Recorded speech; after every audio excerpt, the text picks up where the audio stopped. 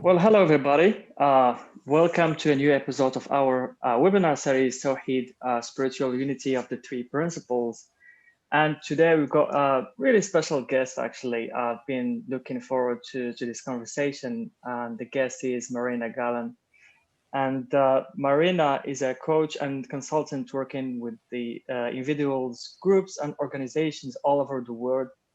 And she's also a host of a highly successful webinar series and Facebook group called The Three Principles in Spanish. Well, the Three Principles in Spanish. I don't know how to say it in Spanish. So Go ahead, really good to have you here, Marina. Tell them how it's said in Spanish. Tres principios en español. Tres principios. En español. En español, sí, sí, sí.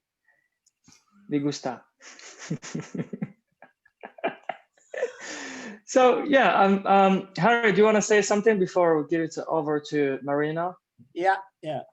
I met Marina, I think it was in Los Angeles. It was at a global conference, and we had never met each other. And this is more when Marina was beginning in the 3P.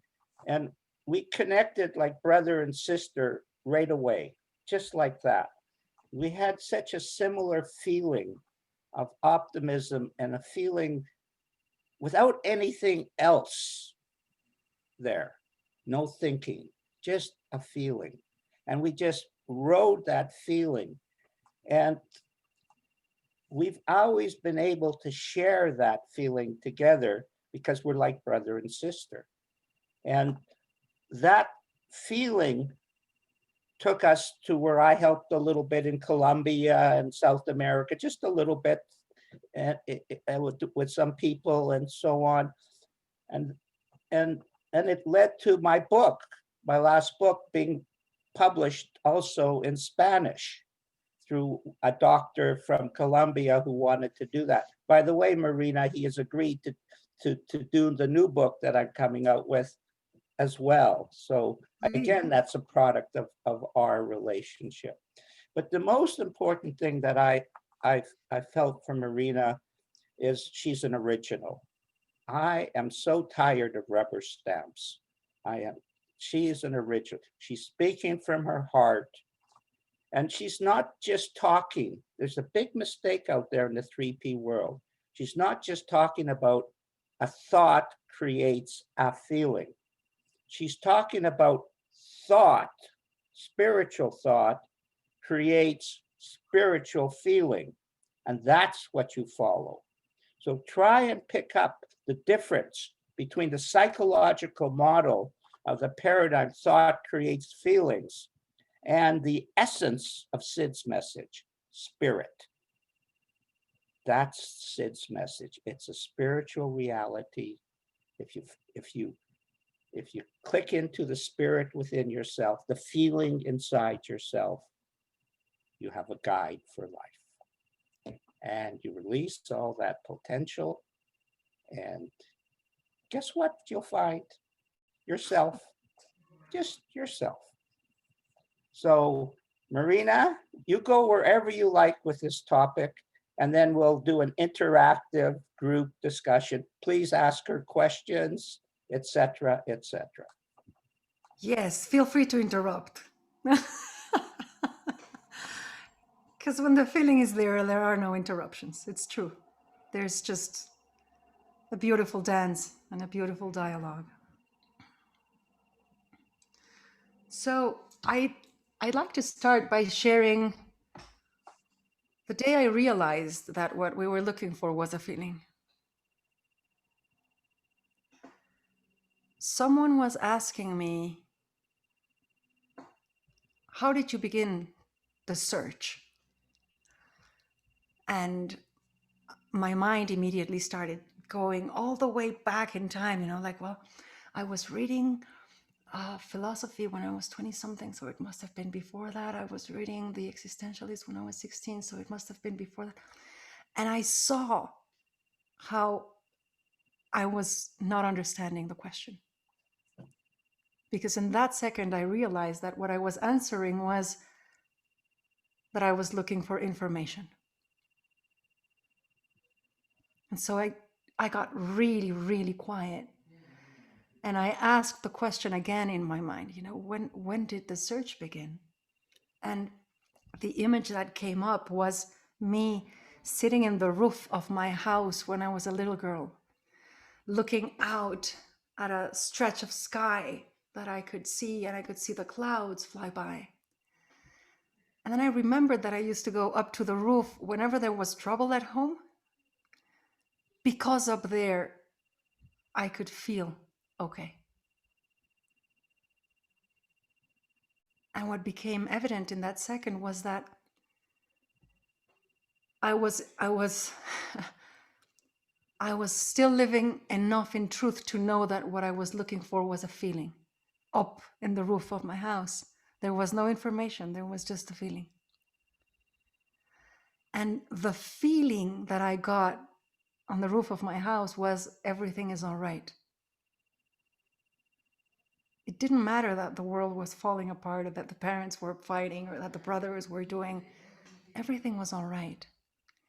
I didn't need any information to know that everything was all right. And so I saw the difference between, looking for a feeling of everything is all right, which then the information comes from the feeling. And later on in life, looking at philosophy and psychology and all that, looking for a piece of information that would allow me to feel that everything was all right. And since that day, I started observing around me, especially my kids, how they are surfing life just looking for a feeling. And when they fall in the misunderstanding of believing that what they're looking for is information, how it all goes just south from there.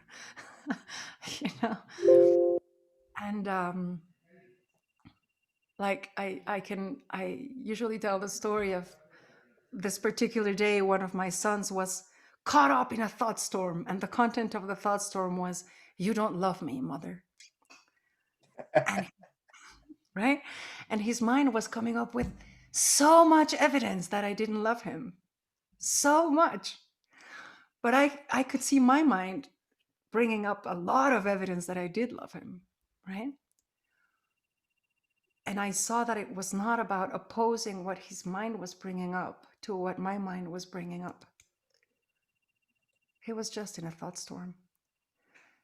And I remembered what it felt like when I thought my mother didn't love me. I still do sometimes. And so I could tell him, I understand how you're feeling. I know what it's like, and it's horrible. I am so sorry that you're going through this. Let me sit with you. And I brought him some lemonade and some tea, and I hugged him, and he calmed down, found his ground again. And then I just asked him, how does it look now? He said, no, now it looks like you do love me. And then he stopped and said, well, not only does it look like you do love me, it feels like you do love me, because you just sat with me through this. And I saw how he was going to the information again, but he was recognizing the feeling.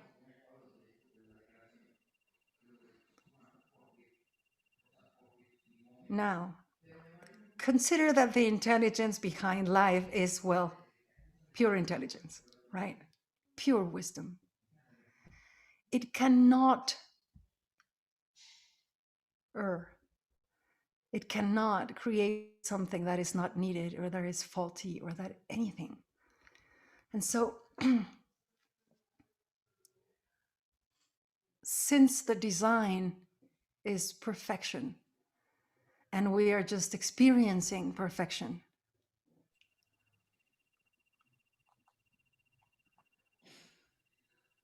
we have the possibility of looking at it in order to find truth, in order to find source, in order to find spirit. I like your word, Harry. But if you look at the design, you will see that the whole guidance system is just feelings. It's just emotions. What drives us in life, what moves us forward, keeps us back, helps us balance, everything is just a feeling. And so you start noticing that every feeling is just an expression of wisdom. An expression of wisdom intended to guide us, intended to bring us home to source, to ourselves. But as a society, we have created a reality in which some feelings are sought and some feelings are rejected.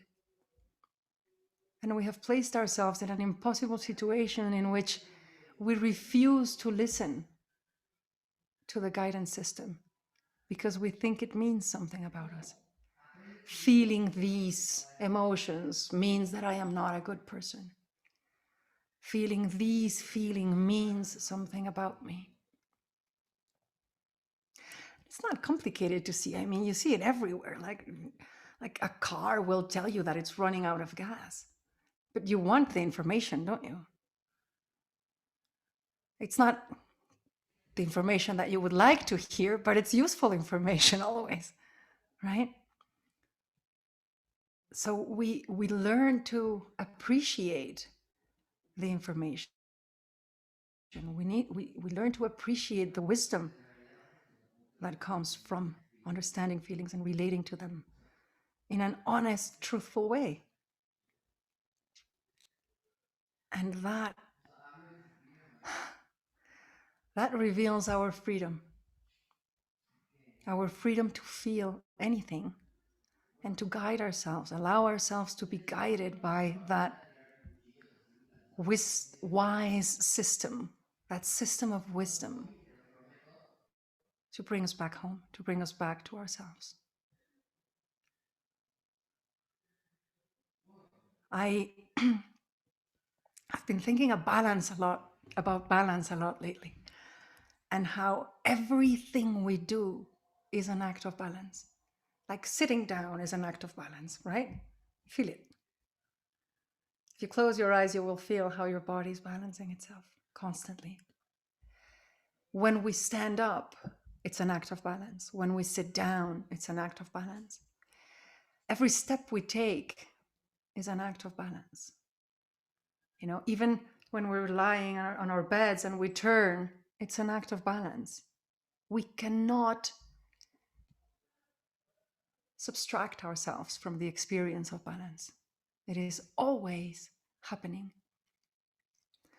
But movement requires a voluntary loss of balance for a second, graceful. So when we walk, we voluntarily lose balance and we catch it again. And when we run, we voluntarily lose balance. And when we stand up, it's all just this graceful invitation to move forward by playing with it. I mean, look at dancing. Dancing is the most gracious and beautiful and elegant loss of balance. It's a play of loss of balance.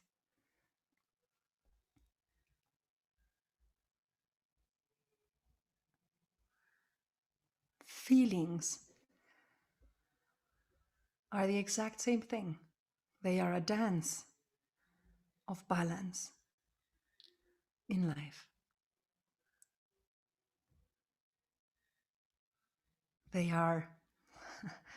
I recently saw an ad online for a board where you have like a ball and then a wooden board on top of it. And then in the middle of the board, they have carved out a maze, a labyrinth, and they have a little ball in it. So you stand on top of the board and you can play with the whole thing as you ride the maze. And I was thinking, oh my God, that's such an amazing metaphor for the whole thing, you know, like you are up there and you are feeling yourself. And the way you are feeling yourself is what guides you to keep the balance, but it guides you also to be able to complete the maze, to have a direction. And so in reality, the ability to feel ourselves, which is, at least in the physical world, is called proprioception, the ability to feel oneself, right? Physically. But the ability to feel ourselves emotionally, spiritually, is what will guide us through life, right? Because feeling ourselves physically is what guides us in life if we want to move forward, if we want, whatever we want to do. So the ability to feel ourselves emotionally and spiritually is what will guide us inevitably, spiritually, emotionally, to ourselves. A teacher of mine, many years ago, helped us do an exercise which was incredibly interesting, and it stays with me until today, so I want to share it with you. And he asked us to draw a compass, like north, south, east, west, northeast, northwest, southeast, southwest, and the center. And he asked us to reflect on our lives so that we could discover which were the feelings that were helping us in our journey. So in other words, he asked us to place the feeling that would invite us to come forward in the north, right? What is the feeling that makes you want to do stuff?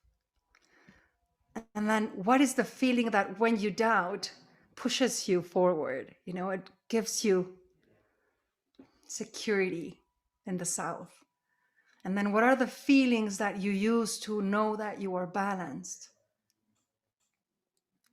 And then he asked us to take the feeling in the north and the feeling in the west, put them together and figure out what that feeling was on the southwest, and the same for all other 4 directions.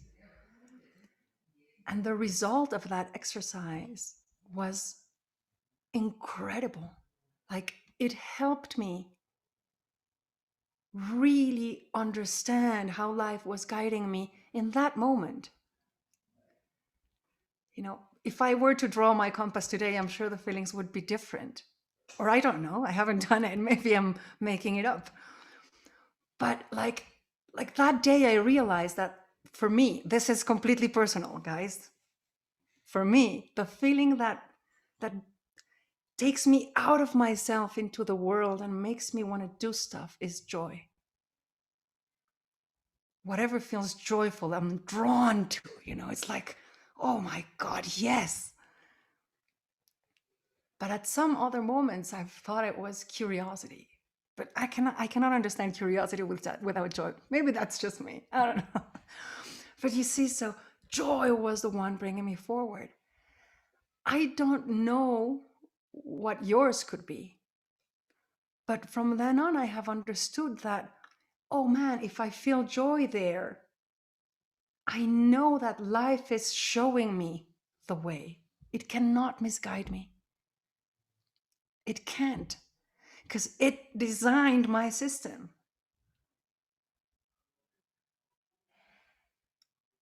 So realizing that feelings are the guidance system is what allows me to collaborate with life in terms of where it wants me to go.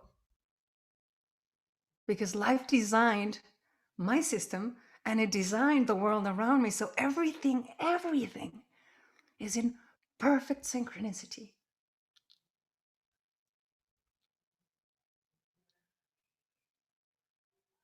Do you see? So I can trust that.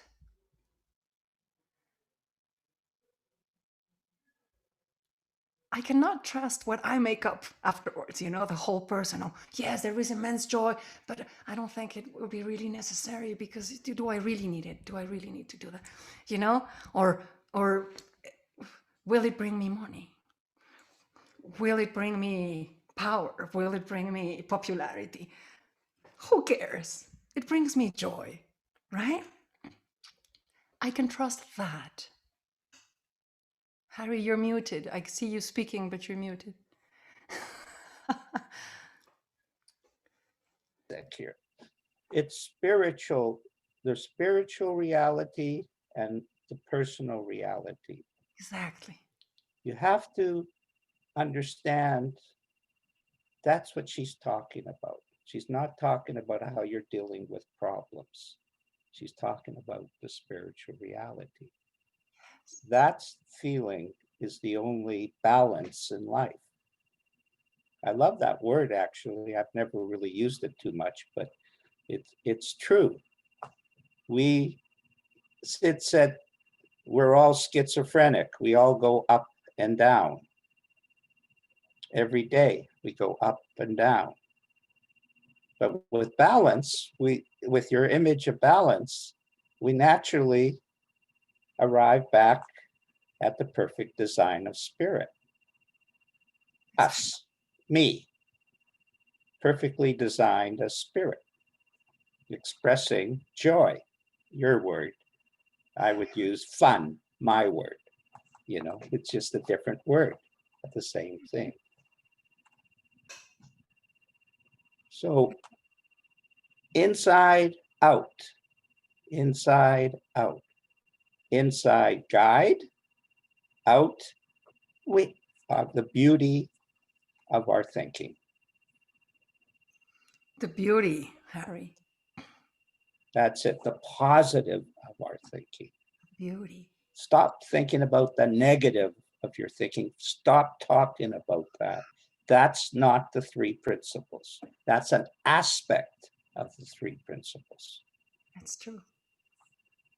You know, I was reflecting recently on Jack Pransky's words, where he says, we are all love, peace, well-being. I think those are the words he used, but well, my interpretation of the words he uses. Love, wisdom, well-being, and the ability to believe we are not. Right? So it would seem like the ability to believe we're not is the bad guy. But think about this. So realize this. This guy right here is freedom. So all we are is love, wisdom, well-being, and freedom.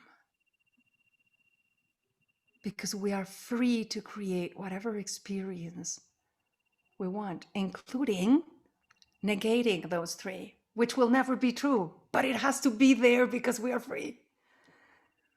And freedom is just another word for love. You are so loved that you are absolutely free. You are so free that you can even create your own personal suffering, designed exactly the way you want it. And the universe will contemplate you in absolute respect. Never will the sky open and a finger come out and say, that is not the correct right way to suffer. Do it better. You are contemplated in absolute respect because you are loved. You are free.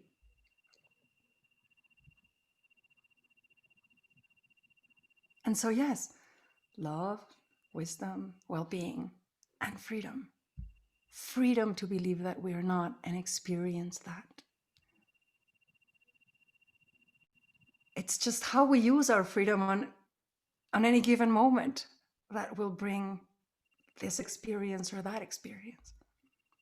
But it's ultimately freedom. So how freaking amazing is it to know that my suffering is proof of my freedom? My suffering is proof of the love of spirit for me, right? It's insane, but it's true.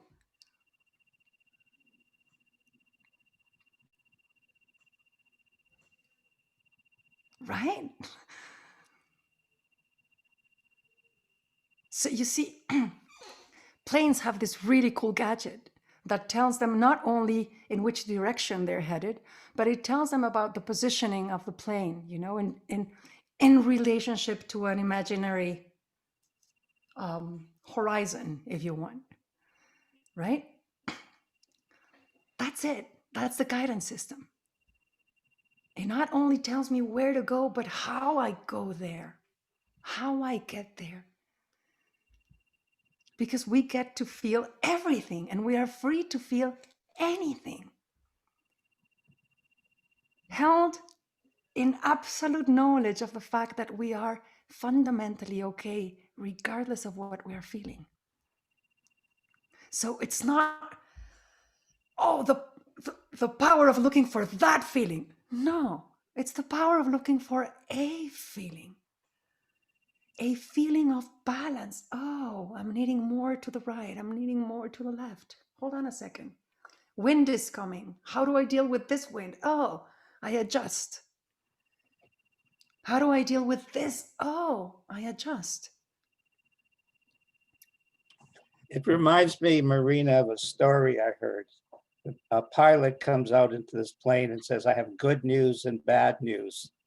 The good news is we're making better time than we've ever made before. And the bad news is we're lost. There you go. But we need to know that. We need to know that, or else we would not see. Then you bring your own freedom, your own free will, and you say, oh, I got ahead. Now I'm lost. What am I going to use, my intellect or my intuition to guide myself home? That reminded me of another story. I once met a guy who they got lost in a boat. They were not too far from shore, but they were lost in a boat. And at some point, this guy asked the local, you know, the captain of the ship. It was not a captain because it was just a tiny little boat, but, you know, the local. He asked them, so in your opinion, in which direction is the closest land we can find? And the guy said, well, to be absolutely, absolutely certain, I would say down.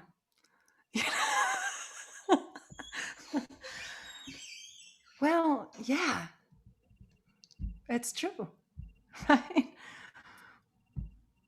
But, okay, so here's the thing.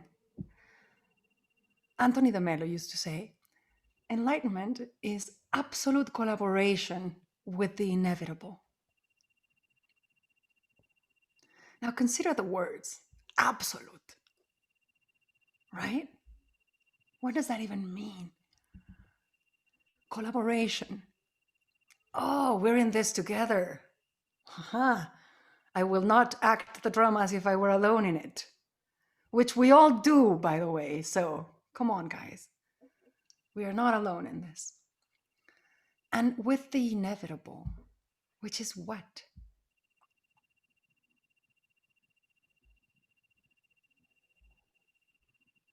It's an exciting question, isn't it? What is the inevitable?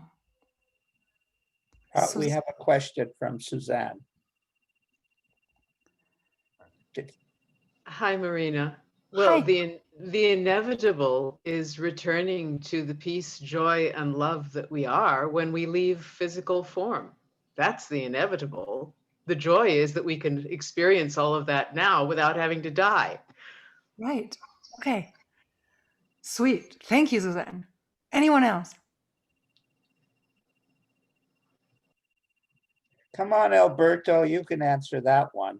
That's an easy one for you. I don't have your credentials, Alberto, but if Harry says it's easy for you, it must be. Go on. I'll ask the locals.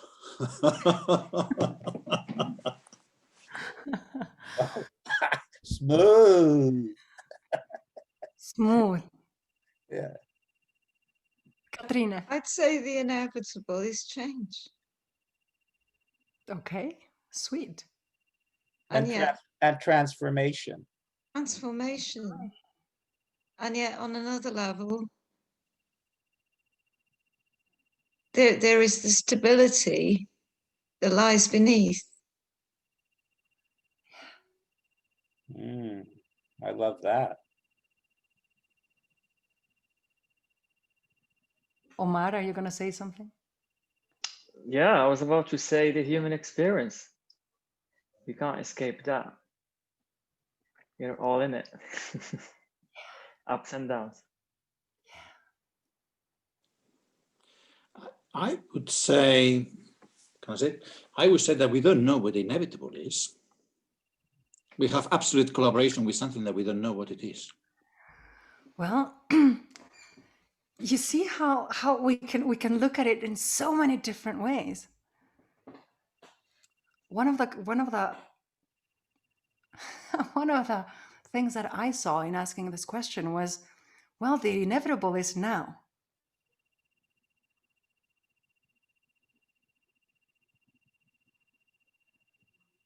Whatever that means. The inevitable is now. Because it's here already. What are you going to do about it? But yes, you can look at it at so many other ways. Yes, human experience. You cannot escape that because you're human. Another way of saying it would be the inevitable is you. How do you escape you? You, not you. You. Because you can escape, right? But the inevitable is also, like Suzanne was saying, going back to the feeling, going back to truth. But isn't getting lost inevitable too? Like Harry was saying? So isn't the dance inevitable? Right? So we begin asking, well, why is the dance inevitable? Why do we need suffering besides understanding that it is freedom, right? Well, because we grow, we evolve by contrast. It's the only thing we know. Contrast. So if I don't know what lost is, I don't know what found is. If I don't know what suffering is, I don't know what calm and peace and being in spirit is. Marina, we have Joe has something to contribute as well. And then, yeah. Yes, please, Joe. What came to me as well is kind of the inevitable is like the infinite, and that everything's infinite, isn't it? I mean, the universe is infinite and the kind of spirit that we are is infinite. So that was something that came to me as well. Absolutely. It's inevitable. Life is inevitable. Consciousness is inevitable. Thought is inevitable. Feeling is inevitable. Growth is inevitable. Evolution is inevitable. No, my son once asked me, so more or less, how often does evolution happen? It's like, well, it is happening as we speak. And this is not, you have to wait 125 years for evolution to happen again. No, this is happening, right? So we are happening. Someone pointed out something really interesting to me this morning, that in English, you cannot have a verb without a noun. So you have to say, it rains. You cannot say rains, which in Spanish you can. But in French, you can't. It's interesting to see, how we split it into what is happening. But if you ask, well, what's the it when it rains, right? So you're pointing out to the connectivity of everything. I am pointing out to the connectivity of everything. I am pointing out to oneness, Harry. That is the oneness, the connectivity of everything. Yes. And I am pointing to the happening of oneness. Yeah. Martin.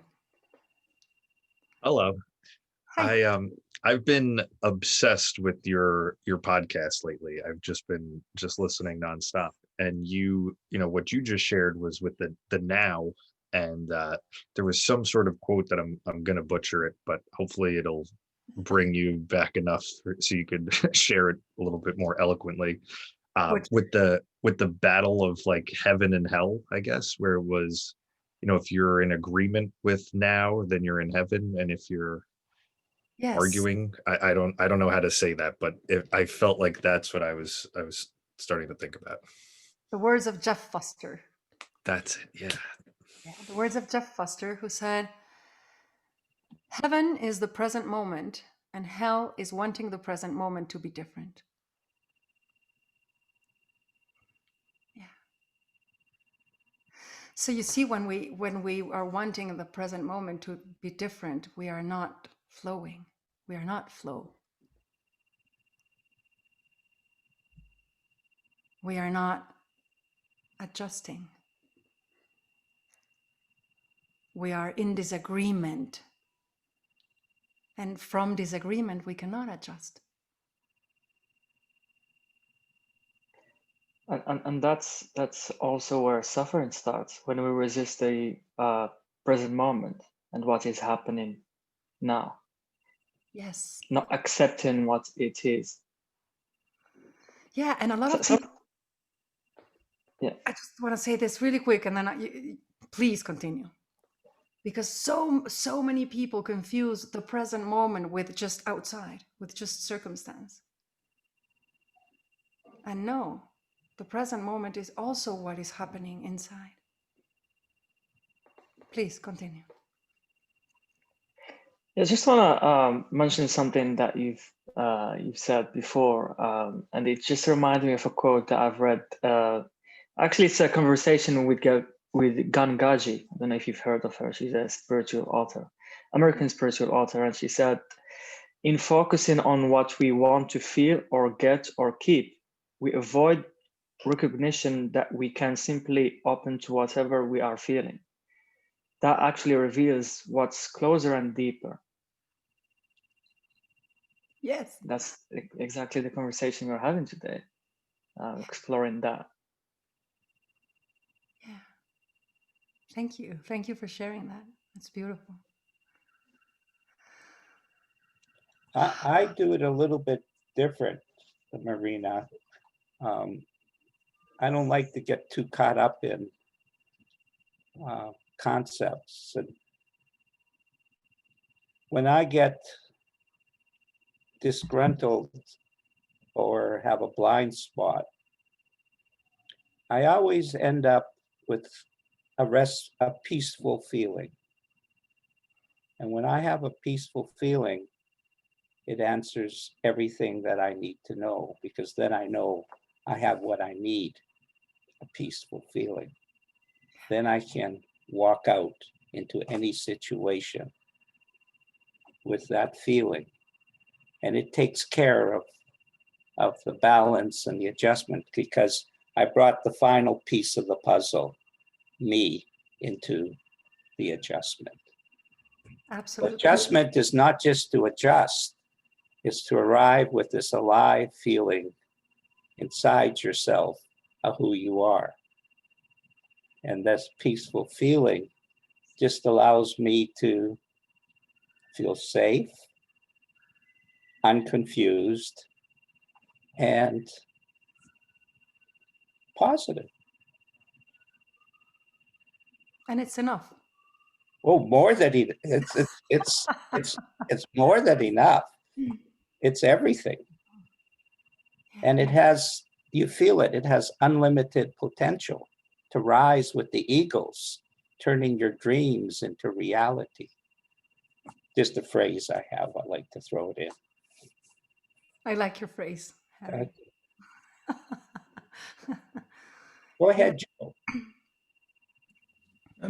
What came to my head was kind of like, it's like the flow, isn't it? Like the flow of the universe. And I kind of thought of like a canal, I mean, which we had a lot in the UK. And I mean, we had them locks. I don't know if you know what locks are, but where they would kind of shut the canals off. Okay. And it kind of made me think that we have the flow and then we kind of shut the locks. Yeah. And so we kind of stopped the flow, but then it's always still there, isn't it? The canal's still there. And then once it opens again, the flow starts again. And so we'll always go back to that flow. It won't ever be able to completely stop it. Like we can't destroy the canal or we can't destroy what flows through us, but we kind of shut it off sometimes and then just let it reopen again. Yeah, I love that example, Joe. You know, last week I walked out into the fields next to my home, and the sunset was happening. The sunrise was happening, and I saw the light, orange, pink, peachy light, ravishing everything. You know, caressing everything, loving everything. And I was like, oh my God, I want to be like that. I want to be that light. I want to love everything that comes in touch with me, right? And then I started seeing, you know, shadows, you know, like there was a tree and there was a shadow. And so the light could not reach where the shadow was being projected, but there was light, but there was not light. You know, it was this game of the senses. And I realized, oh, okay, there's light and then there's interference.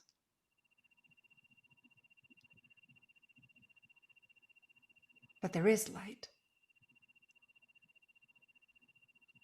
And I started thinking, you know, like, oh, this is what we do. There is light, and then we bring the interference. And then we fall in love with the interferences and we cling to them, and then there is resistance. I don't want to let go of the interference. You see? When we're looking for is the light. What we're looking for is the feeling of the light. Saint Teresa of Avila, when asked, what do you do during prayer? She was a mystic, right? She would reach these states. When asked, what do you do during prayer? Her answer was, oh, I just allow myself to be loved completely.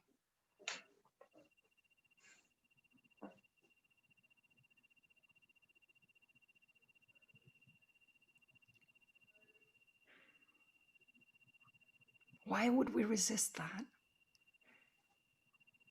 Why would we resist the feeling and the beauty and the joy and the flow of recognizing that we are being loved completely?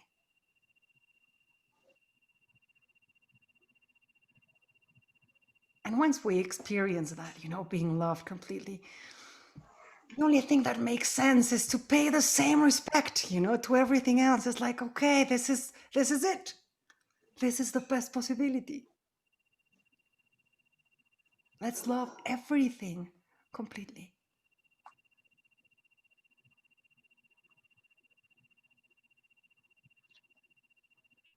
Alberto had an observation he would like to make. Well, I liked Joe's metaphor. I liked it.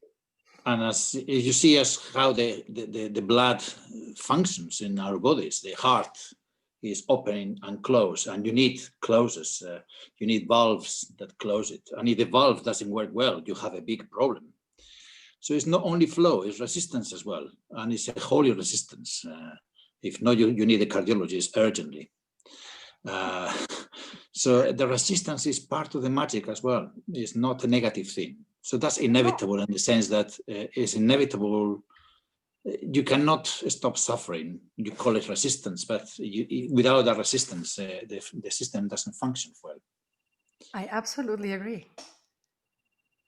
I absolutely agree. And thank you for bringing us back to that before we demonize the resistance and we demonize the interference. No, like again, we learn through contrast.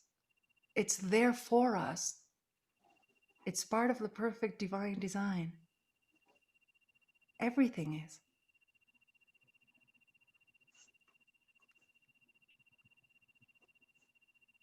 Hola, Daniel.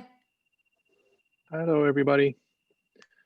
Something that I wanted to share, which is similar to what's being discussed about resistance being natural, is what I'm seeing in myself more and more is that without the challenges, I have no way of knowing how much I've learned.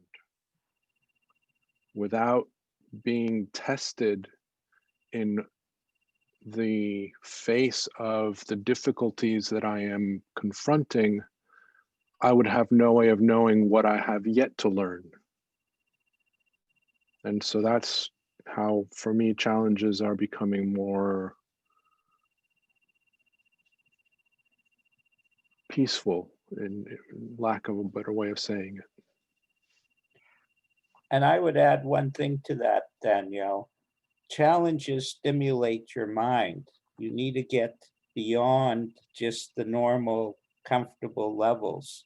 So challenges is like when you play chess at a level and then you move up to another level.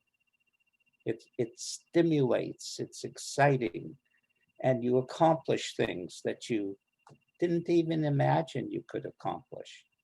But it's very healthy. The mind needs challenges.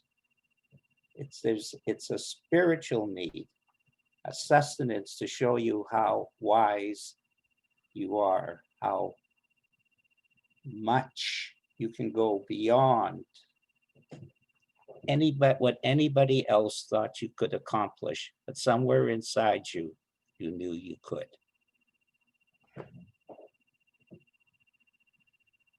Yeah.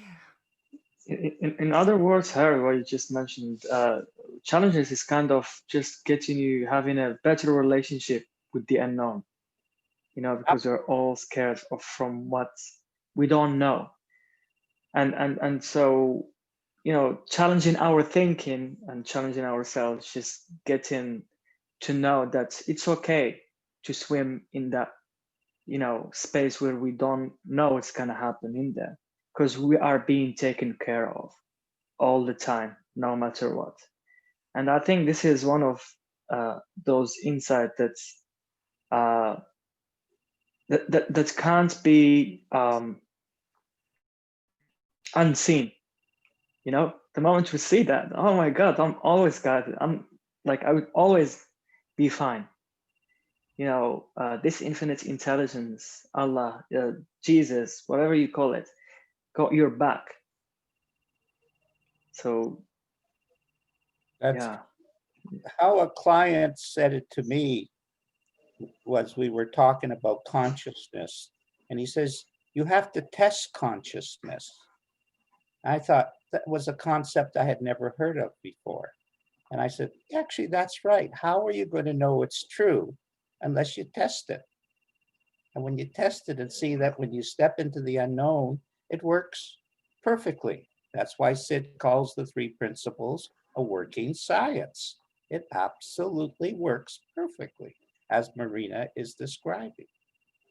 And you have to test consciousness to prove to yourself that it is indeed truth. How are you going to know it's truth unless you actually test it? And challenges is obviously one of the best ways to test consciousness, not personal consciousness, universal consciousness, and the guidance that it provides. And every problem we know is caused by lack of consciousness. That's all. Simple. Yep. Martin? When Harry was just sharing that about the science, that what came to mind was like doing a science experiment, but not doing the experiment. Like you just come up with something and you just don't end up testing it out. And I don't know, that just seems so like ridiculous when you put it that way. Like you can't know unless you do it. So I appreciate that whole, this back to my high school days with the science fair. You had to do your experiment and show that you at least did it. So I like that a lot, Harry. Thank you. You're welcome. And some experiments, like they fluke something, of course, divine intervention, but they fluke it and go, oh, I think penicillin came like that or something. All of a sudden you have this miracle drug for infection that the world told, and you fluked it. But because you did an experiment it happened. Yeah, that's beautiful, Martin. Joe? I mean, what came to mind when Alberto was saying before about the gaps and is, I was listening to Alan Watson, he was talking about music, that you have to have intervals in music or gaps in music, or otherwise it would just be a long stream. Or he was kind of saying about the ball in space. If there's a ball in space, you can't tell if it's moving or not unless there's another ball. And it's kind of, we need two, don't we, to kind of experience. So we can't experience the light without the dark, or we can't experience the joy without the suffering. And so we have to have the two to kind of know what the other's like. And so it's kind of that, isn't it? We have the two so we can experience the kind of the wonders and that, but we have to have the darkness as well. Yeah. And the three principles help point us in the right direction with that dilemma that we're in. And that's the importance of the principles, how you relate to darkness and lightness in your reality. And the fact, Harry, that you can find a good feeling in darkness. You can find a good feeling in challenge. You can find a good feeling in being sick. Yeah, absolutely. Absolutely. I at one point someone asked me, so if you had to use one word to talk about what your experience in the principles has been, what would you say? And I said, trust. It has been about trust. And then a couple of years after that, I was on a beach looking at the ocean, and the thought came to me, you know, like, trust is filled with future and preference. And so I asked myself, so what does trust look like if you take away preference and future? And what came was offering. You become an offering to the present moment. You become an offering to spirit. Oh, beautiful. Because you see, we always talk about the light at the end of the tunnel and the calm after the storm and the lesson after the challenge. And when we see those things, then we can say, oh, yes, things happen for a reason. I can see why the storm was necessary. But then the game really becomes not trusting the light at the end of the tunnel, but trusting the tunnel. And not the calm after the storm, but the storm itself. Because it is what will allow you to see the calm, precisely. This is what we're saying. Everything is necessary. Because we need the contrast. We need to get lost in order to understand what it is, what it feels like to be found. But when you suddenly realize, oh, the storm is for me. Oh, the darkness is for me. This is the gift.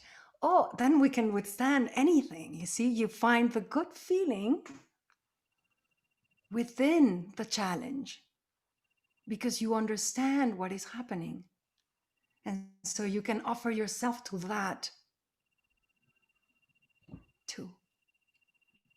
You can become an offering to the larger plan, the larger project, whatever is happening, whatever spirit is up to. Katrina, please. As you were speaking, the words "I'm here" came to me. I am here, so I am present. And that's my offering, I am here in this moment, open to it all. And sharing love.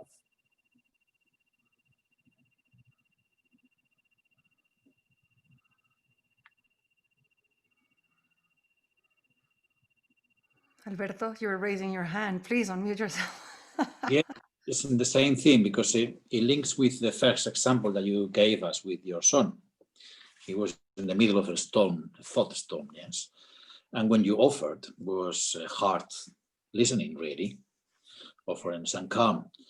And I guess that's what good parenting is. It's just to be able to, withstand the storms of thoughts of children or parents of your own thoughts about yourself with your own children with a good heart. And I guess what the three principles is about is about that. It's the heart parenting the mind, the thoughts.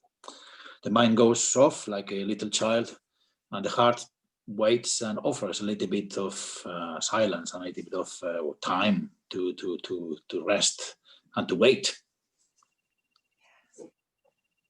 Yeah, absolutely. It's like there is love in everything. Everything is pure love.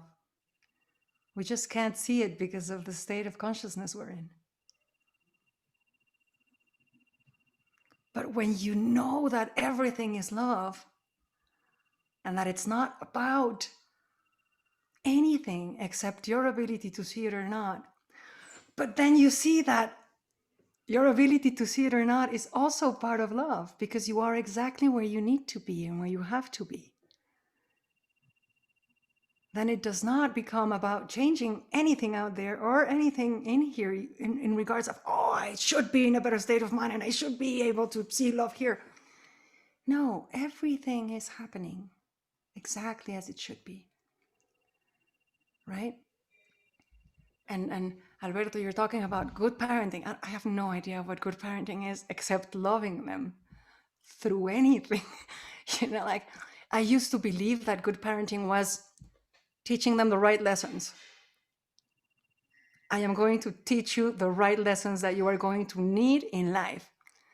And then I realized, oh my God, life is going to bring the lessons. I don't need to worry about bringing the lessons. Life brings more than enough lessons. I just need to love them through that. But what if the same is true for us? Right? Like we make up what we need. But life is bringing exactly what we need. We just need to love ourselves through that.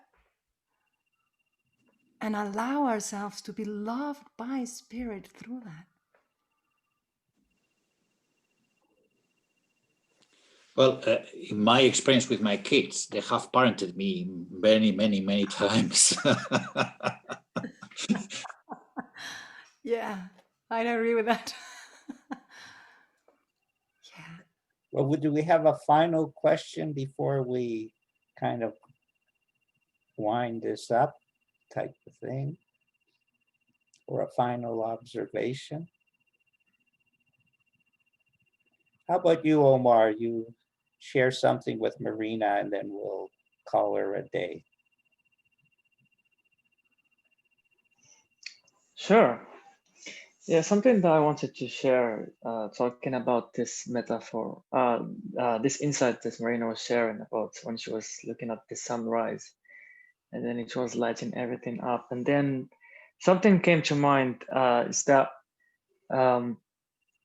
darkness is not a color, it's just the absence of light. And like, there is always light. There is always love. Sometimes something comes in between. So this flower you were talking about, were not having much sunlight, but the sun is always there. The light is always there. We just don't see it. And so trusting that it is there, and it's okay if I'm not seeing now, but it is there. It's a game changer. Yes. Harry, I love this. Yes, Omar. You keep talking like that, Omar. I love that phrase, game changer. That's what we're looking for, game changers. And facts that are game changers, not strategies, goals, objectives, information, facts that are game changers. Absolutely. That's what Sid said. He said, I couldn't understand why before I was enlightened, everybody understood me. But after I was enlightened, nobody could understand me. And I couldn't understand for the sake of why that was. And then I suddenly realized I was sharing insights now. And and they could, and that's fact is a game changer. Those insights are game changers to understand what Marina's pointing towards. And doing, by the way, Marina, a really good job at it. Really good job. Thank you, Harry. Absolutely. Wonderful, wonderful. Oh my, Go when you were saying right now about the flower, you see, anything that light touches will create a shadow. But if there was nothing for the light to caress, then I would not be able to see the light. So you need something to see the light reflected on, but that will create a shadow. So you see the perfection of it all? And then at one point, it just doesn't matter. And then at what point it just doesn't matter. Yeah. Like love and grief. Yeah. Yeah. So Omar, it seems like this is a good time to do your. Yeah. What do you do? mean, Yeah. I usually say something like, thank you everyone for coming. But yeah, I mean, like, this was absolutely amazing. I mean, I don't want this to finish, but really nice to share this space with you, Marina, and with everyone here. Thank you for accepting our invites and, you know, just sharing from the heart, really. Because I could really feel what you are sharing with us today, and I'm sure many people who are attending this feel the same.